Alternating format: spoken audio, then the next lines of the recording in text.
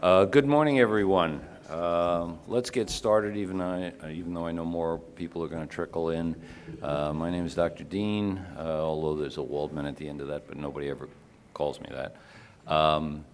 This is the great state of Texas, and Texas is basically the biggest in pretty much everything, including some of the problems that we have, although I'm pleased to say that while we are the biggest in pretty much everything, we are not the biggest in debt. So I just want to get that out there. Thank a lot of people for hard work and fiscal responsibility, which is none of my business, being a physician. When I say we have one of the biggest problems we have is that we have now almost 29 million people spread out over 654,000, I think, miles from the Panhandle to South Texas. And the problem is access to care. Care in terms of medical care, as in physicians, nurses, and so forth. Care as in terms of mental health. Care as in terms of trauma services, behavioral health, occupational therapy. Pretty much whatever you want to name is very hard to find if you're out on the Panhandle or if you're in South Texas. And quite frankly, it's hard to access if you're in South Dallas as well. So we have a major problem. And the question before us today with the panel, and I'll introduce the panel in 30 seconds, is mid-level medical providers could improve care shortages. I'm not going to waste your time by giving you the statistics of how many counties don't have physicians or don't have obstetricians and so forth. Everybody in the room, I hope, knows that there really is a major problem with access to care in our great state. So without further ado, let me start with our first speaker, who is, by the way, I really want to, I'm going to push my friends here on the panel to go fast so we do have time for dialogue between you and the panelists. Q&A, they call it, but I prefer dialogue.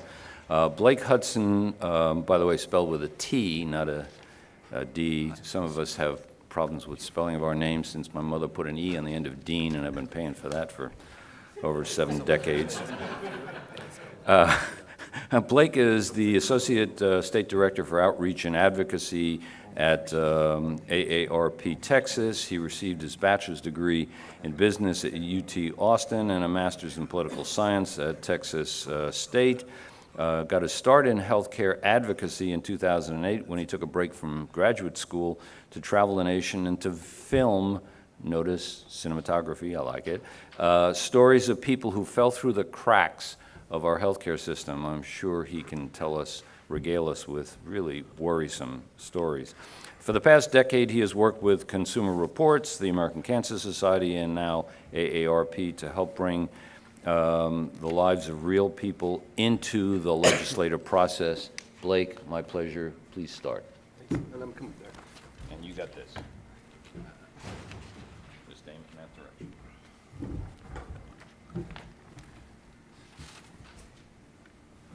That way. Okay. Great. Thank you, Dr. Dean, for that introduction. Again, Blake Hutson with AARP. I am going to do just a little bit of sort of the 101 on this so we're all on the same page. When we talk about mid-levels, we're sort of talking about advanced practice nurses and physician's assistants. I'm going to mostly focus my presentation on APRNs, but a lot of it is applicable to PAs as well. So 4 types of APRNs, as you can see on the screen. Nurse practitioners, it's probably who you've run into the most. Certified nurse anesthetists, clinical nurse specialists, and certified nurse midwives. These folks are operating the front lines of healthcare, doing a lot of primary care, and AARP is invested in finding ways to, to utilize them better in the healthcare system, and let me explain.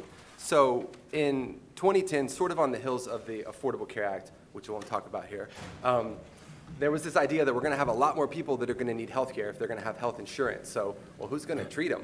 We already had a physician shortage, so it's sort of like it's going to be made worse. And the Institute of Medicine did a report, and it spurred AARP's interest in this, and we started a partnership with the Robert Wood Johnson Foundation, and it's centered around how we can better utilize nurses, particularly advanced practice nurses, in the healthcare system. So one of the things that came out in the report was there's the number of nurse practitioners per primary care physician had more than doubled at the time. Happy to give these slides to anybody that wants them, by the way, for taking pictures. So where are we at today in terms of practice environment for advanced practice nurses? This slide talks about nurse practitioners, but it's going to be applicable across the board for the most part. The green states are states that allow full independent practice. Could have some different parameters around that, but in some fashion for advanced practice nurses. Yellow states are reduced practice, and obviously Texas there in red, so I'll explain those limitations now. So in Texas, we have something called a prescriptive authority agreement. Sometimes we call this a delegation agreement. So what it says is that an APRN, in order to prescribe, which is necessary for being able to practice independently, is also necessary for being able to practice really at all. An APRN is going to have to get a delegation agreement with a physician. There's no one tracking how much those cost, but anecdotally, APRNs are saying it's kind of like another mortgage payment. I don't know about you guys, but I couldn't afford another mortgage payment each month. So what do you get for that another mortgage payment each month? Depending on your tenure of practice, every month or every 3 months, you have a face-to-face meeting with your delegating physician, and you do some amount of case review. It's not prescribed in law how much that has to be. There's no in-person, real-time supervision or collaboration. There's no requirement that the physician has to visit the APRN's clinic, but there is a requirement that the APRN has to get themselves in front of that physician either monthly or every 3 months. And a physician, as it noted down here, can delegate to up to 7 APRNs working independently or in unlimited working in like a hospital setting. Dr. Dean briefly touched on this. These are the counties with no physician at all. So I'm sort of go over the landscape for our access to care by physicians in Texas. To be sure, some of them are pretty small populations. The same report that found these counties with no physician did say, though, that at least 18 of those counties have enough population where they could support a physician. Physicians just aren't choosing to work there. And that's a physician of any type, to be sure. This sort of getting into how this is not just a rural problem, though. These are health professional shortage areas on the left, so that's primary care, and medically underserved areas on the right. You can see that much of the state is covered. Let's drill in just a little deeper into Harris County particularly. So looking on the east side of Houston there, sort of no man's land for medical care.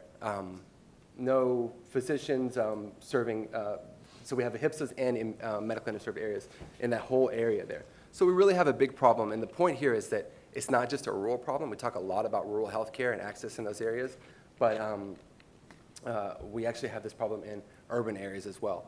Parts of East Austin are medically underserved areas as well. So this is another stat, and this is really where we start to get into the problems of how we're going to address this issue. The last survey that's available that was done on medical students on this front said that just 2% plan careers in general internal medicine. So medical students aren't choosing general internal medicine. Looking at some more data here, if I can get this thing to work. 78% of physicians tell us that they're at full capacity, overworked, and overextended. That's no surprise. When I go to see my primary care physician, it's hard to get in. She's having to squeeze me in, working extra hours. It's just really a challenge. 35% aren't taking Medicaid, compared to 18% of physicians nationally, so that number's a lot worse in Texas. Numbers there of what we would need to reach the average nationally in physicians, specifically for primary care. I was talking about this with someone this morning. We would need over 600 physicians going specifically into primary care, and then we would need to be able to specifically place them around the state where we need them to just get rid of the minimum threshold to not be a health professional shortage area.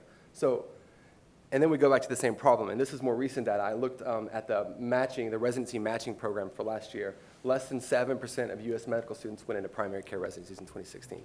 They're just not choosing to go there. So the begs the question, what do we do? And this is really where APRNs come in.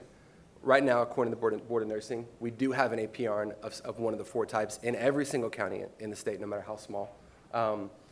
However, looking specifically at the MPs, and I already explained that that's sort of the big practice among the APRNs we're talking about, 72% of them are choosing primary care. And that's a state-specific number. There's some studies that look at more of a national number, but that's a state-specific number, so it's a really good one. And that's a conservative estimate. 83% accepting Medicaid, again, much bigger. And this is really important. You'll get a lot of rhetoric around whether or not this could help with the rural issue. when you look at an independent study that says, put the green states up against the red and the yellow states, the APRNs in states that allow full practice authority are more likely to go work in rural areas. It's just the bottom line. Keep moving here. So New Mexico is a state that is often a focus in sort of this argument about whether or not we get APRNs into areas that primary care physicians aren't also in. So you can see Albuquerque there, right there in the middle. Sure, a lot of overlap there. It's an urban area. But the little yellow triangles, those are areas where APRNs are working. And you can see there's counties there where their movement. What I think is really interesting about New Mexico, they did full practice authority a long time ago, but they stayed focused on rural healthcare. You know, full practice authority is not a silver bullet for fixing our rural healthcare problems.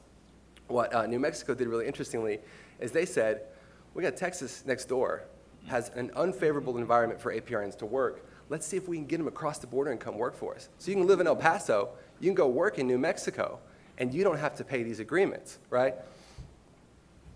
Which is particularly frustrating when you think about what we're trying to do to solve our rural healthcare problem.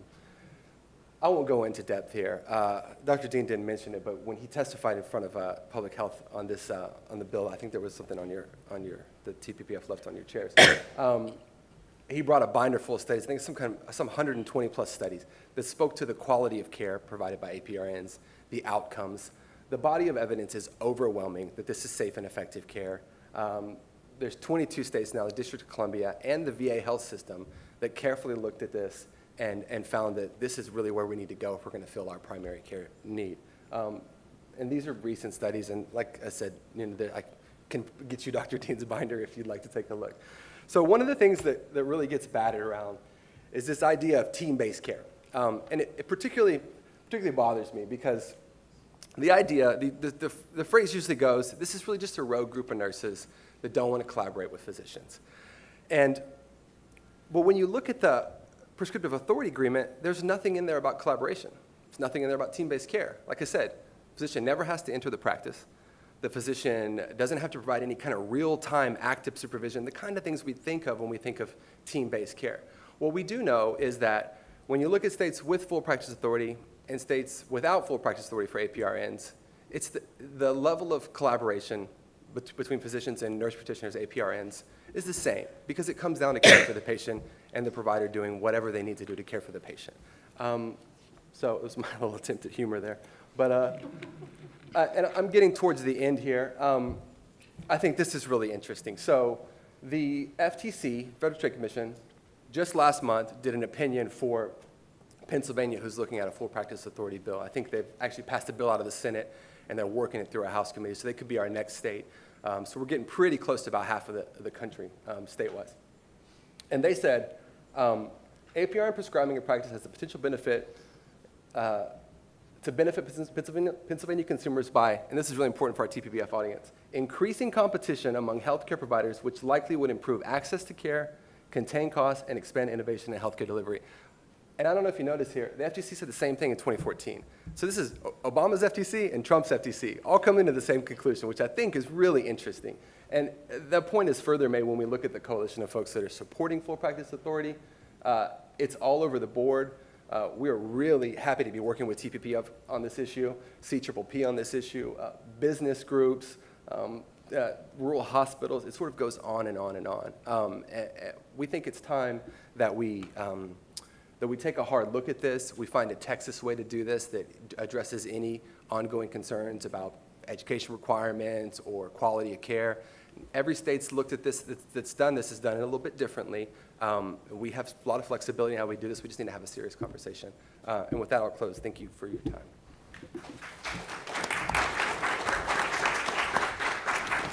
Thank you, Blake. Next, I never, I have to tell you, Tom, I introduce representatives or senators who are doctors, and I really think I should call you doctor, but, it's because to me it's a higher title, but be that as it may. Okay, I'm biased. What do you Representative Tom Oliverson is a practicing anesthesiologist and managing partner of U.S. Anesthesia Partners, which is the largest anesthesia group in Texas with over 1,100 providers. I have to tell you, I spent a lot of years in San Diego, and San Diego has one large anesthesia group, and I thought it was big, and they had 100. So you got 1,100. Everything's bigger in Texas. Dr. Oliverson is recognized as an expert in office-based anesthesia, which I would point out to you, certainly I'm probably the oldest person in the room. When I was in medical school, that was not just heresy, it was malpractice, and now it's standard of care. He's a staunch advocate for free markets and limited government regulation, represents Texas' 130th State House District in Northwest Harris County. He successfully authored legislation dealing with surprise medical billing. A lot of people in the room don't know that that is a real problem where patients will get care and then suddenly find themselves with a bill coming out of left field and they don't know where the hell it came from.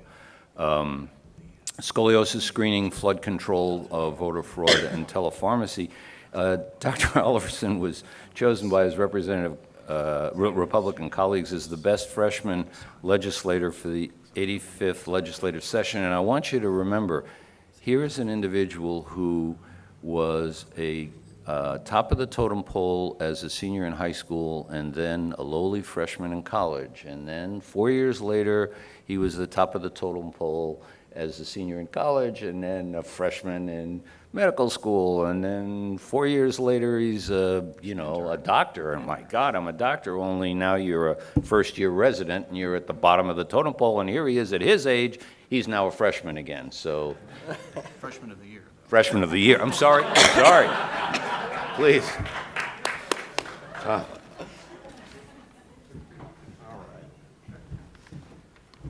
I appreciate that very kind introduction, Dr. Waldman, and I apologize that I have the job of being the lone voice of dissent today to present sort of the other side, but like John the Baptist, I guess my job is to be that voice in the wilderness crying out, saying, hey, wait a minute, stop, what are we being asked to do here? What is it that we actually need to do?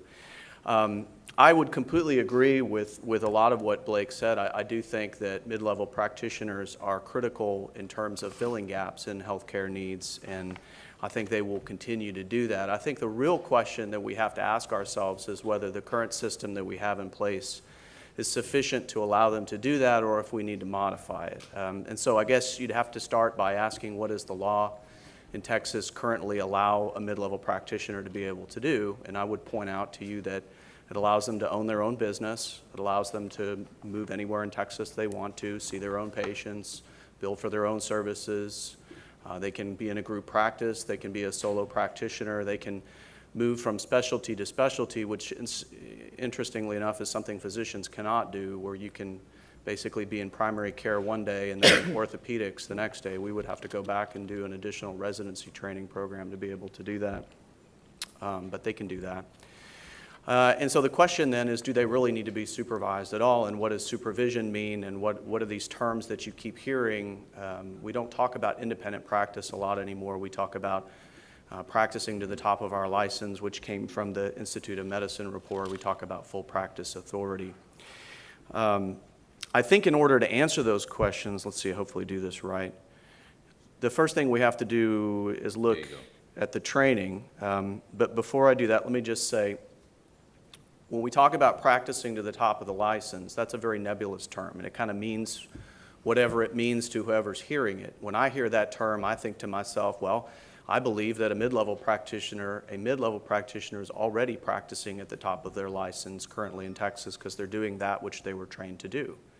But make no mistake, there are elements within, I'm not saying generalizing here, but there are elements within the community that really truly believe that despite vast differences in training and qualifications, that they are equally as good as physicians. And I would point out this is a new group that just started.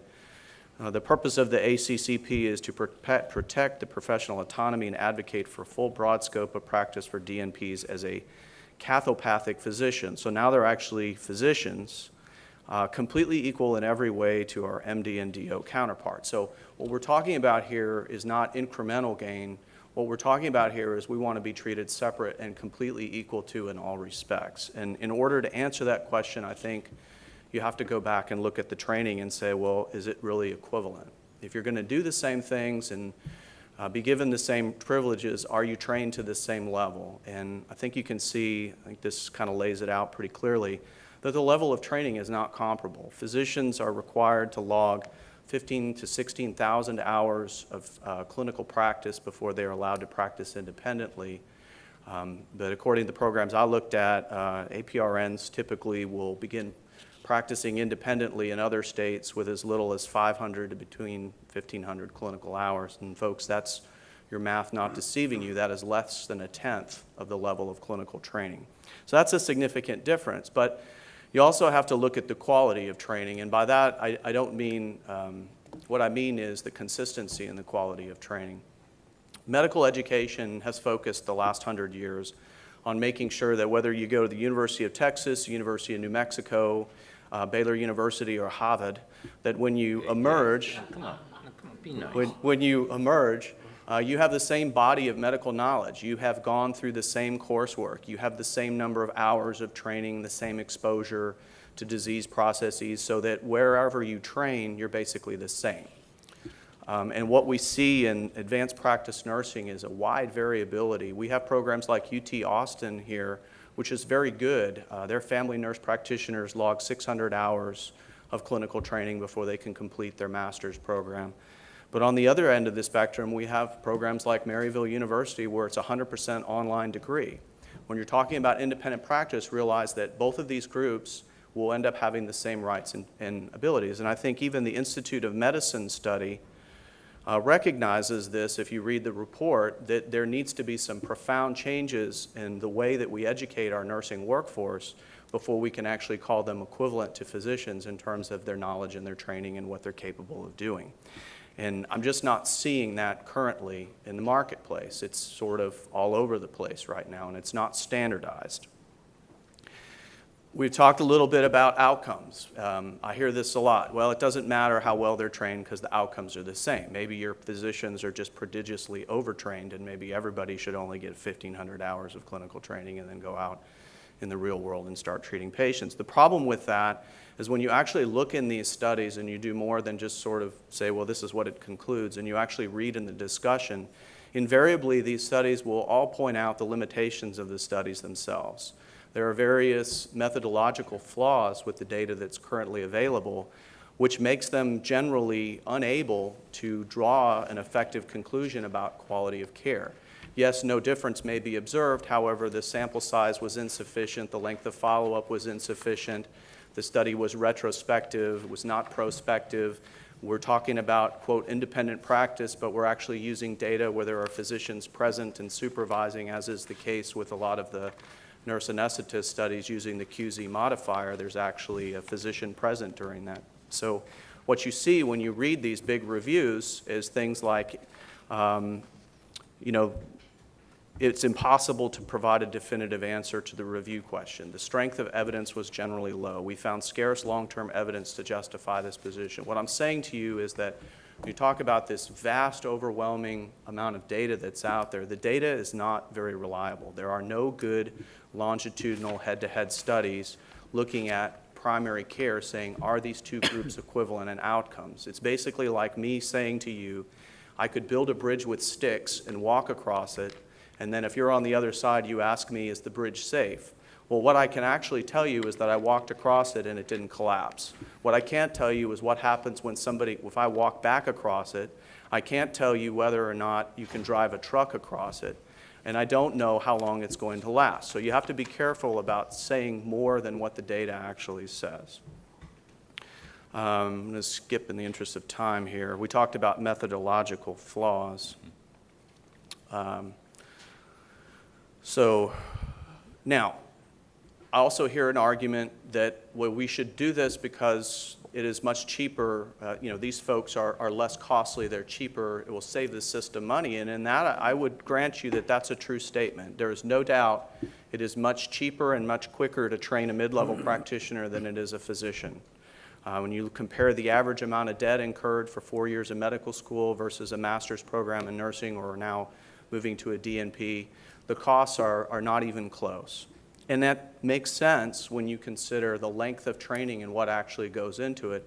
Of course it costs more to train a physician. They have more training.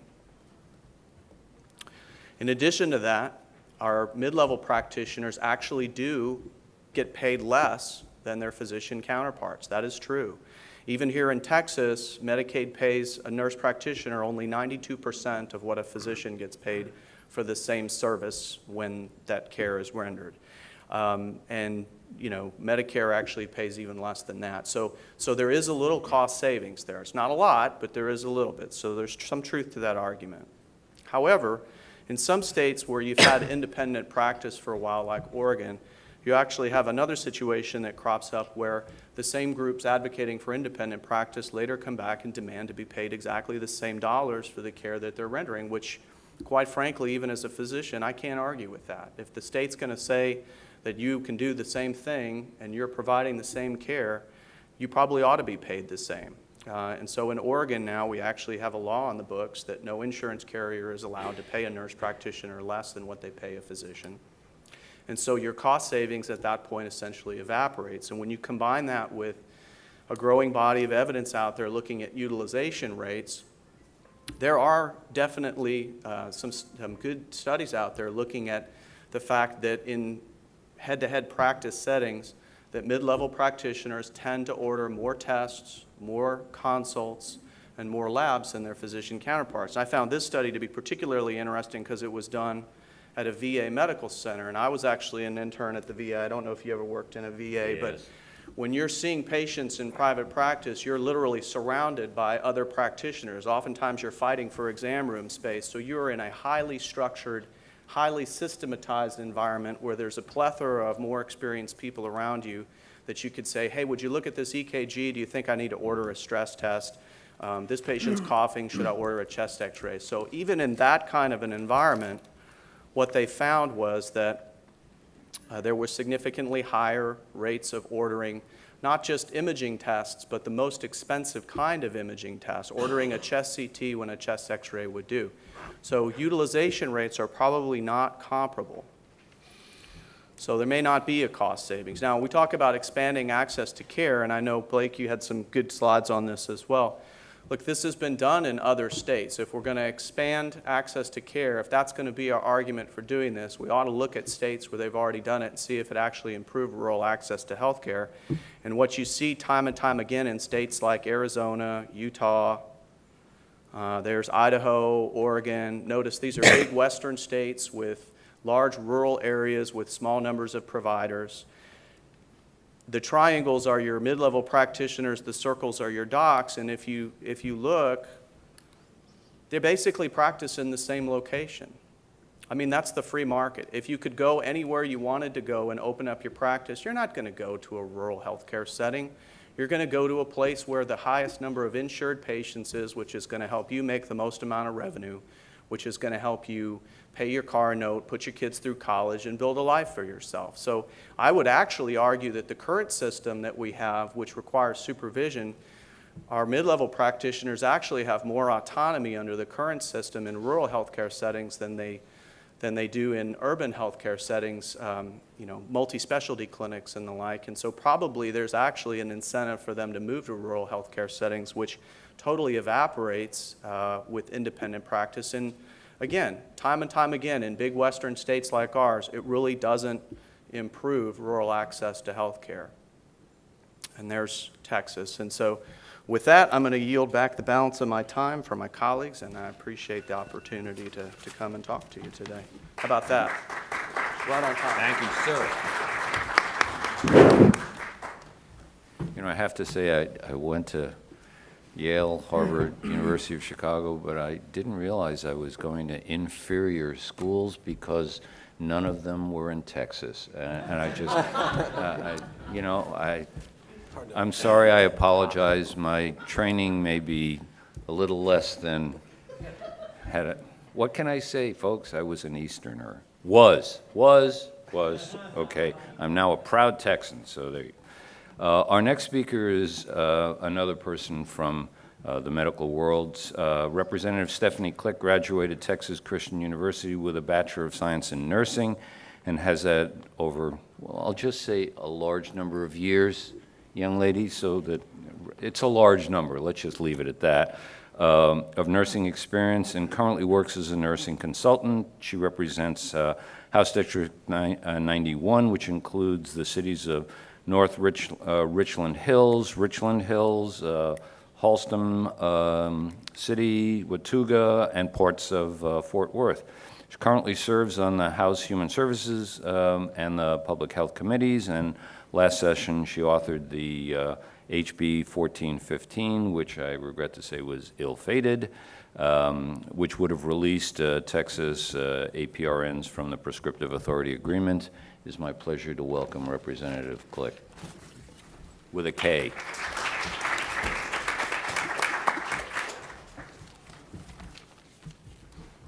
Oh, you don't have to, that's good. Good morning, everyone.